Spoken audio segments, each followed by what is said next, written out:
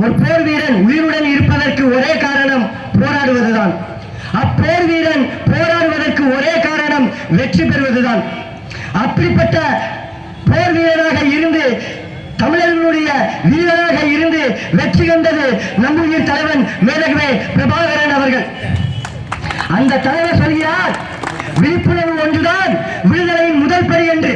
அந்த விழிப்புணர்வை இந்த மண்ணில் கடந்த 14 ஆண்டு காலமாக செயல்படுத்திக் கொண்டிருப்பது நம்முடைய அண்ணன் செந்தமிழன் சீமான் அவர்கள். தமிழ் தேசியம் இந்த மண்ணில் வென்றுவிடாதா? தமிழர்கள் அதிகாரத்திற்கு வந்துவிட மாட்டார்களா? தமிழர்கள் எப்போது அதிகாரத்தை தொடுவார்கள் என்கிற தாகம் சில பேரிடம் இருந்ததை லட்சக்கணக்கான கோடிக்கணக்கான மக்களிடம் கொண்டு போய் சேர்த்தது நம்முடைய அண்ணன் செந்தமிழன் சீமான் அவர்கள். அந்த புரட்சிகர அரசியல் படை இன்று தமிழ்நாடு முழுவதும் 40 நாடாளுமன்ற தொகுதிகளிலும் தனித்து போட்டியிடுகிறது, தனித்துவத்தோடு போட்டியிடுகிறது. எந்த ஒரு பணத்திற்கும், எந்த ஒரு பதவிக்கும், எந்த ஒரு பதவியின் பேராசைக்கும் இடம் கொடுக்காமல் என் மக்களை மட்டுமே நம்பி நாம் தமிழர் கட்சி தமிழ்நாடு முழுவதும் 40 தொகுதிகளிலும் தனித்து போராடி கொண்டிருக்கிறது. ஐயா ஸ்டாலின் சொல்கிறார், ஊழலை ஒழிப்போம் ஒன்று சார்கள் என்று. எப்படி ஊழலை ஒழிப்பீங்க? காங்கிரசிடம் ஊழல் இல்லையா? திமுகவிடம் ஊழல் இல்லையா? ஐயா செந்தில் பாலாஜியிடம் ஊழல் இல்லையா? ஜவஹர்லாலிடம் ஊழல் இல்லையா? ஸ்டாலின் பேர்ல ஊழல் இல்லையா? உதயநிதி பேர்ல ஊழல் இல்லையா? ஐபிஎஸ்சாமி பேர்ல ஊழல் இல்லையா? அமைச்சர் துரைமுருகன் பேர்ல ஊழல் இல்லையா? அமைச்சர் பொன்முடி பேர்ல ஊழல் இல்லையா? கட்சியில் இயங்கக்கூடிய அனைவருக்குமே அடையாளமாக இருக்கக்கூடியது ஊழல் மட்டும்தானே.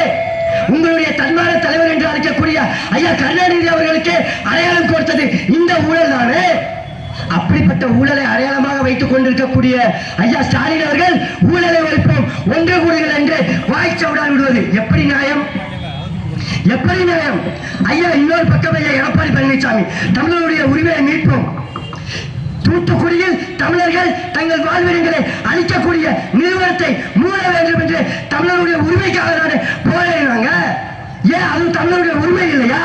ஏன் அதை நீங்க மீட்கல? ஏன் மீட்கல? உங்களுடைய ஆட்சி காலத்தில் 20 தமிழர்களை கொள்ளையடித்தால் அந்த காட்டுக்குள்ள ஏன் ஒரு குரல் கொடுத்து தமிழருடைய உரிமையை வீரத்தை மீட்டெடுக்கல? ஏன் மீட்டெடுக்கல? எத்தனை போராட்டம், எத்தனை மக்கள், எத்தனை கோரிக்கை, எந்த ஒரு உரிமையும் தமிழருடைய உரிமையை நீங்கள் மீட்டெடுக்கல. கொஞ்சம் கூட ஆதரவுகாரம் நீட்டல. எப்படி தமிழருடைய உரிமையை மீட்டெடுப்பீங்க? எப்படி மீட்டெடுப்பீங்க? இது எப்படி சாத்தியம்? தலையில பச்சை துண்டு கட்டிட்டா விவசாயி மகனா? விவசாயி மகனால எனக்கு ஓட்டு போடுங்க. விவசாயிகளுக்கு எதிரான அனைத்து திட்டத்தையும் பாரதிய ஜனதா கட்சியோடு கூட்டணி வைத்துக் கொண்டு ஓராண்டு காலம் டெல்லியிலே விவசாயிகள் போராடி கொண்டிருந்தார்கள்.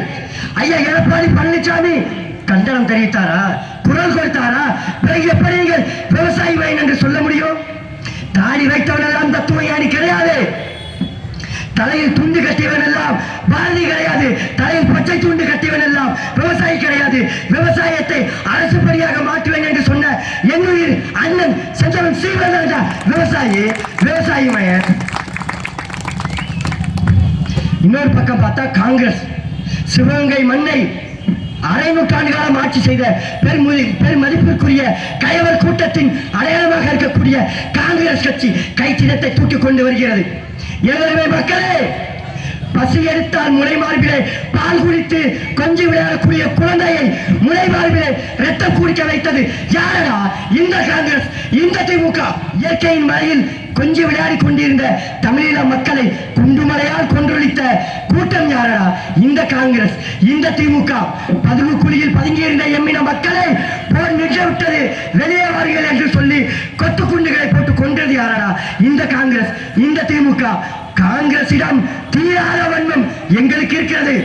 அதை எவரும் கேள்வி கேட்க மாட்டோம். தமிழிடம் பிள்ளைகள் நாங்கள் மட்டும்தான் கேள்வி கேட்போம். பிரபாகரனின் பிள்ளைகள் மட்டும்தான் கேள்வி கேட்போம். சீமானின் தம்பிகள் மட்டும்தான் கேள்வி கேட்போம்.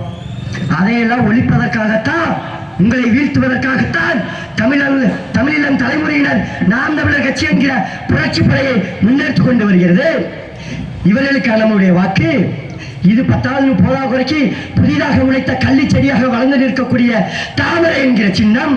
எனக்கு என் மக்கள் சாகும் போது வராத மோடி, என் மக்கள் போராடும் போது வராத மோடி, என் மக்கள் ரோட்டிலே இறங்கி சாகும் போது வராத மோடி ஏன் இப்ப தமிழ்நாட்டுக்கு வராது? 9 முறை தமிழ்நாட்டிற்கு வந்தார், சாதனை. ஆனால் அவருடைய ஆட்சி காலத்தில் 90 மீனவர் செத்தார், அதுவும் சாதனை தான் என்பதை மோடி அவர்கள் ஒத்துக்கொள்ள வேண்டும். இது ஆட்சி, இது மோடிக்கான ஆட்சியா? இது இந்தியாவை காப்பாற்றுவதற்கான ஆட்சியா? இந்திய பெருநிலத்தில் தமிழக மண்ணில் அத்தனை லட்சக்கணக்கான மக்கள் கொண்டளிக்கப்படும் பொழுது ஐயா மோடி குரல் கொடுத்தாரா? பாரதிய ஜனதா கட்சி குரல் கொடுத்தாரா? வேடிக்கை தானே பார்த்துக் கொண்டிருந்தது. பிறகு எதற்கு அவர்களுக்கு ஓட்டு? சிவகங்கை மண்ணில் ஐயா தேவநாதன் அவர்களை வெல்ல வைத்து விட்டால் எல்லாம் சரியாயிடுமா? ஆனால் இவர்களை எல்லாம் தூக்கி எறிவதற்காகவே, இவர்களை எல்லாம் விரட்டி அடிப்பதற்காகவே நாம் தமிழர் கட்சி இந்த மண்ணில் தனித்துவத்தோடு களவாடி கொண்டிருக்கிறது. அவர்கள் மக்களே, நாம் தமிழர் கட்சிக்கு வாக்கு கொடுங்க. எந்த தயக்கம்? எது தடுக்கணுங்க? எது தடுக்குது? 1000-ஆ 500-ஆ சாதியா மதமா இது எல்லாத்தையும் உதவி தள்ளிட்டு தமிழக வாழா, தமிழக வா. இந்த கட்சியை தூக்கி எறி. ஒவ்வொரு வீட்டிலும் ஒவ்வொரு இளம் தலைமுறையினர் இருக்கிறார், பேத்தி இருக்கிறா, பேரை இருக்கிறா, புள்ள இருக்குது, ஒரு கருவுல கூட ஒரு சிசை இருக்குதுடா. அதற்கான எதிர்கால தலைமுறை நல்ல சுற்றுச்சூழல் உருவாக்கணும் அப்படின்னா இவர்களை தூக்கி எறி, செருப்ப கட்டி அடி, தப்பே இல்லை. நாம் தமிழர் கட்சிக்கு வாக்கு செலுத்தி எங்களுக்கு வாய்ப்பு கொடு, ஒரே ஒரு வாய்ப்பு. இந்த சிவகங்கை மண்டலம் நீ கொடுத்து பாரு. இறந்தவனை மீட்டெடுத்த வேலுநாச்சியார் எப்படி ஆட்சி செய்து பொன்னான பூமியாக மாற்றி காமித்தாரோ அதை விட அவர்களுடைய பிள்ளைகள் பேரங்கள் நாங்கள் மாற்றி காட்டுவோம். ஒரு வாய்ப்பு கொடு, போதும். உன் தன்மானத்தை அடமான வைத்தது போதும், உன் இடமானத்தை அடமான வைத்தது போதும். வலிமை மிக்க வாக்கை இவர்களிடம் 1500க்கும் 500க்கும் விட்டது போதுமடா. எம்மிட சொன்னவே எழுதுவா, தேடுவா, போராடவா. நாம் தமிழர் கட்சிக்கு வாக்குதான். உன்னை மாற்றி காட்டுவோம், உறுதியாக மாற்றி காட்டுவோம். நமது வீட்டில் பாதுகாப்பாக இருக்க வேண்டும் என்று காவலுக்கு நாய் வளர்த்த தமிழரமே, உன் நாட்டுக்குள் எத்தனை கைவர்கள் வந்துவிட்டால் அந்த நாய் குளிக்கக்கூடிய குணம் கூட உன்னிடம் இல்லாமல் போனது எதனால் என்பதை யோசித்துப்பார். எதற்காக அந்த எளிய பிள்ளைகள் இந்த மண்ணில் நின்று இப்படி கத்துறோம்? 1000 கிடைக்கும்னா 500 கிடைக்கும்னா கிடையாது. இன்னும் 1000 ஆண்டுகள் ஆனாலும் என் இனம் தலை நிமிர்ந்து வாழ வேண்டும் என்பதற்காக தாரா உங்கள் முன்னிலை இப்படி போராடி கொண்டிருக்கிறோம். இந்த பிள்ளைகளை கவனியுங்கள், வாக்கு தாருங்கள். சிவகங்கை நாடாளுமன்ற தொகுதியில் போட்டியிடக்கூடிய எமது அக்கா எழிலரசி அவர்களை வெல்ல வையுங்கள், வாக்கு செலுத்துங்கள். சிவகங்கை மண்ணை மாற்றி காட்டுகிறோம். படித்தவர், பண்பாளவர், இதற்கு முன்னாடி எத்தனையோ மக்கள் போராட்டத்தில் பங்கெடுத்தவர், மக்களுக்காகவே உழைப்பதற்காக வெளிநாட்டில் பணிபுரிந்து கொண்டிருந்த தன்னுடைய வேலையை துறந்துவிட்டு இந்த மக்களுக்காக வந்த பெருமகள் எங்களுடைய அக்கா எழிலரசி அவர்கள். வாக்கு செலுத்து, உன் வாழ்க்கையை தலை நிமிர்த்து, அதுவே போதுமானது. உன் மக்கள், என் மக்களே, லஞ்சமில்லாத, ஊழல் இல்லாத, நேர்மையான, தூய்மையான தமிழர் அறம் சார்ந்த ஆட்சியை நாம் தமிழர் கட்சி கொடுப்போம். கொடுத்து பாரு, உண்மையிலே மாற்றி காட்டுவோம்.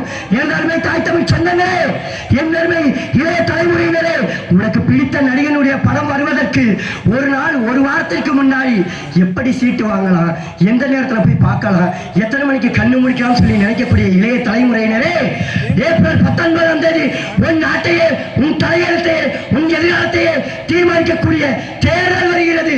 சிந்தித்து பாருடா. தலைவன் யார் வர வேண்டும், நாடாளுமன்ற உறுப்பினர் யார் வர வேண்டும், அதிகாரத்தை யார் ஆள வேண்டும் என்பதை சிந்தித்து பாரு. சிந்தித்து பார்த்து வாக்கு செலுத்து. இந்த திமுக, அதிமுக, காங்கிரஸ், பாஜக இவர்களை தூக்கி எறிவோம், ஒளிவாங்கியை தூக்கி நிமிர்வோம். நாம் தமிழர் கட்சியின் ஒளிவாங்கி சின்னத்திற்கு வாக்களியுங்கள். எமது அக்கா எழிலரசி அவர்களை சிவகங்கை நாடாளுமன்ற தொகுதியின் உறுப்பினராக தேர்ந்தெடுங்கள். வாய்ப்பளித்தமைக்கு நன்றி கூறி விடைபெறுகிறேன். நன்றி, வணக்கம். நாம் தமிழர்.